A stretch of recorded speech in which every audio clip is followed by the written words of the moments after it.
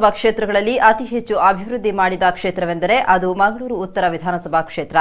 ಶಾಸಕ ಬಿಎ ಮೊಯ್ದೀನ್ ಭಾವರವರು ಪಕ್ಷಾತೀತವಾಗಿ ಯಾವುದೇ ಜಾತಿ ಧರ್ಮ ಭೇದವಿಲ್ಲದೆ ಕೆಲಸ ಮಾಡಿರುವುದೇ ಇದಕ್ಕೆ ಕಾರಣ ಎಂದು ಪಕ್ಷದ ಕ್ಷೇತ್ರದ ಉಸ್ತುವಾರಿ ಡಾ ದೇವಿಪ್ರಸಾದ್ ಶೆಟ್ಟಿ ಹೇಳಿದ್ದಾರೆ. ಕ್ಷೇತ್ರದ 239 ಬೂತ್ಗಳಲ್ಲಿ ನಮಗೆ ಮತದಾರರು ಸ್ವಾಗತ ಮಾಡಿದ್ದಾರೆ. ಇದೊಂದು ಸೂಕ್ಷ್ಮ ವಿಧಾನಸಭಾ ಕ್ಷೇತ್ರ. ಜಾತಿ ಮಧ್ಯೆ ಗಲಾಟೆ, ಕೋಮು ಸಂಘರ್ಷ, ಜೀವ ನಷ್ಟ ನಡೀತಾ ಇತ್ತು. ಆದರೆ ಬಾವರವರು ಎಲ್ಲರ ವಿಶ್ವಾಸ ಗಳಿಸಿ ಪಕ್ಷಾತೀತವಾಗಿ ಸ್ಪಂದಿಸಿ ಯಶಸ್ವಿ ಶಾಸಕರಾಗಿರುತ್ತಾರೆ ಎಂದರು.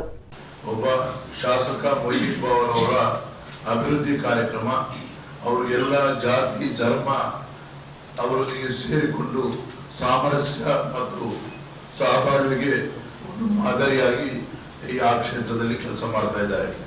ನಮ್ಗೆ ಈಗಾಗಲೇ ಗೊತ್ತಿರಬಹುದು, ಮಂಗಳೂರು ಉತ್ತರ ವಿಧಾನಸಭಾ ಕ್ಷೇತ್ರ ಈ ಹಿಂದೆ ಅತ್ಯಂತ ಸೂಕ್ಷ್ಮವಾದಂಥ ರಾಜ್ಯದಲ್ಲಿ ಒಂದು ವಿಧಾನಸಭಾ ಕ್ಷೇತ್ರ.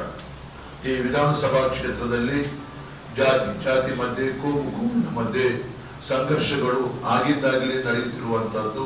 ಕ್ಷುಲ್ಲಕ ಕಾರಣಗಳಿಗಾಗಿ ಅನೇಕ ಗಲಭೆಗಳು, ನಷ್ಟಗಳು, ಜೀವ ನಷ್ಟಗಳು ಆಗಿರುವುದನ್ನು ನಾವು ಕಂಡಿದ್ದೇವೆ.